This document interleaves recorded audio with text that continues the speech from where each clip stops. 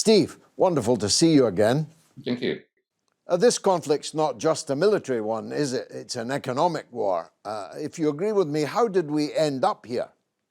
Well, it's both economic and political, as most things are. And of course, Russia once was part of the Soviet Union.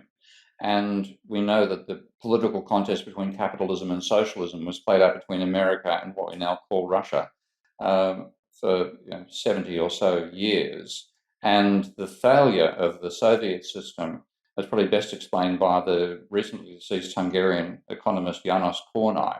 And he argued that even if you leave out Stalin, you leave out the Americans trying to undermine the economy and so on, an economy with central planning, even if it's got the best of possible intentions, will fail to innovate. So what will happen over time is it will lose competitiveness in terms of the products that its consumers consume, that its workers can produce. And he gave that as explanation for why capitalism grew faster than socialism. So even without all the interfering, this would have been the phenomenon. And what that meant in the real world was that in the 60s, Khrushchev bangs the table at the United Nations, says, "We will bury you." He meant we will bury you in better consumer goods, which did not happen. So when the attacks on the Berlin Wall, when the attacks on the integrity of the Soviet Union were being driven, of course, the Soviet people themselves wanted to see the end of the system. Now, that's the economic side. The political side, and I had this explained to me by Jeffrey Sachs, live in an argument on Twitter, was that the State Department, when the Soviet Union started to collapse, the State Department actually wanted to help that cause the collapse of their political rival, Russia, once and for all. And that was tied up with the mainstream economists naively believing you could rapidly transition from socialism to capitalism, literally overnight. Now, what that produced in the real world was utter chaos, the breakdown of the post-Soviet system when Yeltsin was in charge, and it led to the rise of Putin. So this is the background here. And that could have meant we removed ourselves from this political contest because socialism's gone. We're all capitalists now. It should have stopped that. But the Americans and NATO itself continued the pressure to break Russia. And there's a fascinating video I'm sure you've seen of Putin saying he actually very early on in his term approached Clinton and said, could Russia join NATO? And he said, I won't say what I exactly got as a response, but it wasn't encouraging. Now, if that fork had been followed, we wouldn't be having this war. So I see it's a combination of the economics, the failure of socialism, combined with the politics of America trying to wipe out a rival, that of course being impossible, but it antagonizes that rival, and I think led to the war we are now in. And on top of that, the other stuff you'd normally be thinking about, the fact that Europe is dependent upon Russian commodity exports, and no economy at all can function without energy. And therefore, this is also part of the current tussle. This economic war, won't it end up causing damage to all parties to the conflict, perhaps the European economies most of all?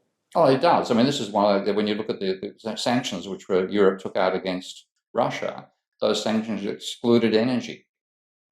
And this is why if you actually did try to use this as an economic weapon against Russia, you'd cripple Europe. Even so, even if you don't do that, the impact of the war is going to cripple Africa because Ukraine is, I think Russia and Ukraine are the two world's leading exporters of grain. America's probably one of the top. The top three would be America, Ukraine, and Russia. Now, the war itself will stop wheat crops and corn crops being sowed. There is also the boycotting going on. The main importers of Ukrainian wheat are African states. So an effective boycott against food, which is feasible, will cripple Africa. An effective boycott against energy, which is not feasible, would cripple Europe. So this is not the sort of thing which comes out with any clean winners. When you're reliant upon a third party for energy sources, that third party can dominate you, and that is effectively what Russia can do over the availability of fossil fuels. Russia's insistence on being paid in rubles, for example, for its energy. Is that going to change everything? It could be. I mean, the amusing thing about that in some ways is that, of course, what they're trying to do by the boycotts is cut off economic relations with Russia, but they can't do without the energy. Now, when Putin says you must buy our oil in rubles, not in dollars, then to raise those rubles, you've got to buy the rubles on the open market. You largely, to some degree, have to be earning them, which means you have to have countries in the West exporting goods to Russia. So it's in that sense, a very cunning ploy, I think. And it could ultimately mean we break away from probably the worst economic mistake as a policy decision ever made. And that was the decision of the Americans, led by Harry Dexter Wright at the Bretton Woods Agreement, to insist that the American dollar become the reserve currency for international trade. Whereas what Keynes wanted to do is bring in an invented currency called the Bancor, which would be issued by what is the equivalent of the International Monetary Fund on a basis of the size of each economy being involved. And that would have meant that no particular country could dominate international trade. But it would also mean that you wouldn't have the bad side effect that America gets out of that. That there's a demand for American dollars over and above the need to buy American goods, and therefore the American dollar is inflated in value. And what that means is that the outputs of America are more expensive than they need to be, which undermines the manufacturing sector. So those sets of enormous imbalances in the global monetary system, and it would actually be better to break away from a single currency. So I think this would actually, even though it's not meant to benefit the whole world, the fact we'd have more than one currency is a step towards having a multiple currency system where no one country dominates, and we lose this madness we've had since 1944 after Bretton Woods of a national currency being used for international trade. Is it seriously the beginning of the end of the US dollar as king? That comes down to just how effective the strategy will be. And to be effective, it's got to be accepted to some extent by other countries in the world.